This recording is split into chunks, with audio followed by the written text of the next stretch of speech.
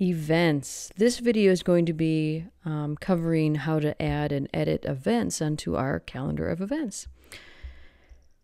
All right, I'm going to flip over to our admin area. If you're here in our dashboard, over here on the left-hand side, underneath posts is events.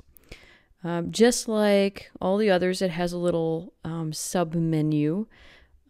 The main area, if I click on the events, either the main events here, or the one right below it, it'll bring me to the list of events. And just like the posts, the events have categories and have the thumbnail, title, and the difference is now we've got a venue, reoccurring, kind of your typical extra information that events would need. We can change what is viewed by moving these filters and columns here and hitting the apply button underneath it. So if, for example, it's getting too cluttered, you can always turn these things off. And again, this isn't turning them off on the website, just on your view in the admin area. And you can always just hit this little arrow and kind of hide that so it's not in your way if you're trying to view the events. So first, I'm gonna go through this by adding a new event. There's two different ways to do it. I can click on this add new event up here or up over here on the left-hand side. When I click on that, I get my add a new event screen, and this looks very similar to adding a new post because it's got your title, you got your main area here, you got some event categories.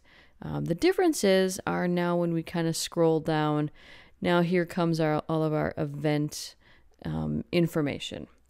So we'll just say this is an awesome event, and I'm just gonna grab some placeholder text. Whoops, grab that, and I'll just put this right in there somewhere.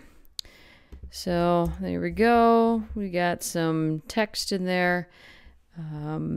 We're gonna go over here to our event categories over on the right. Now I have some of these categorized, for example, conference/workshop. I started kind of putting some subcategories of those.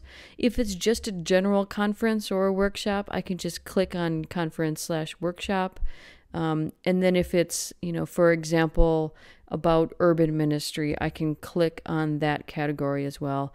Like just like the post, you can select one category or you can select multiple categories. It's just going to show up, it's just going to be tagged or categorized, and it's going to show in the event, and I can show you where that once we save this. All right, so now I'm going to scroll down. I'm going to forget about the featured image right now because, again, this is optional. It looks prettier with a featured image, but I'll just skip that for now. And we can always add that later. Now I'm going to scroll down to the the meat and potatoes of this event. So we want to make sure that we get the right date. So if we click on here once, it'll give us a little pop-up calendar. So let's say this is December 14th. If it was an all-day event, I would check all-day event. If not, I will set a start and end time. We'll say it starts at 9 a.m. and it goes until 2 p.m. It's not a recurring one, so I'm just going to say none, but we can add as a recurring event every year or custom to save some time. So now we get to the event location details. If there's already been an event at said place, they'll show up here in this saved venues, and this happens automatically. As soon as I add a new location, it will save it under these venues. So just to save some time, I'm going to say this is going to happen at All People's Church. So it saves me the trouble of having to fill in the venue name, address, city, country, state, postal code, and phone number. If it is a new venue, then all of these things are required. So I'm just going to select All People's Church. I'm going to check both of these, both the Show the Google Maps link and show the Google map, and then a little map will show here, so you can kind of scroll in. Yep, that looks right. Okay, that's taking it from the address as entered in the venue details. Event organizer details. I have not been using this. At some point we may utilize this, but right now it's not very important. If there is, for example, an event organizer, you can put this information in here. But the event cost is important. If you leave it blank, it shows you a little note down here. If you leave it blank, this won't show up. But if you put in any money amount, so I can put in, like, say it was $3.50.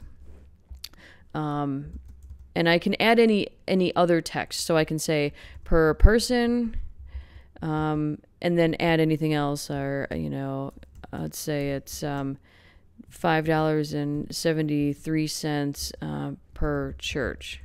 So you can add as much of this information. So keep it, so if the event has a price scale, feel free to add that in the cost. Register by such and such a time, then it's this much. You can add all of that. Even though that box is very small, it will all show up on there.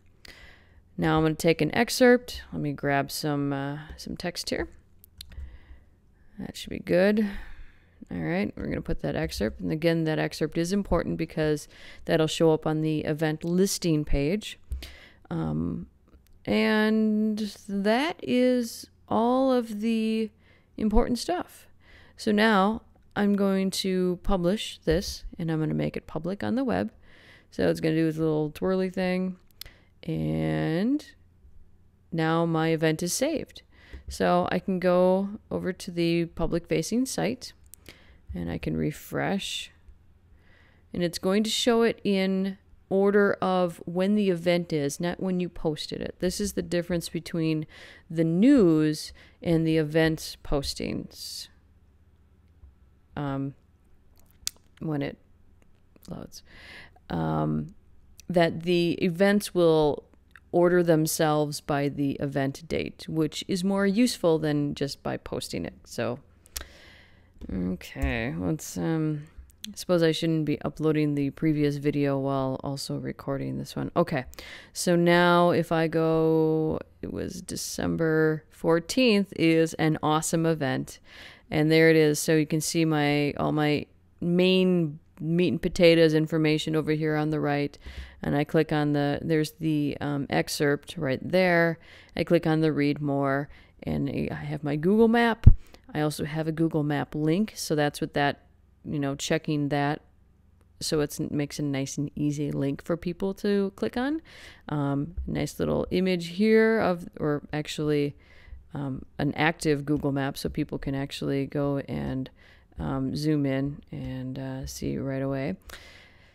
And that's it. Here's my categories, and those are shown there. So if I am someone who's just looking for conference workshop, I can click on that, and I can filter these categories by event as well. That's it.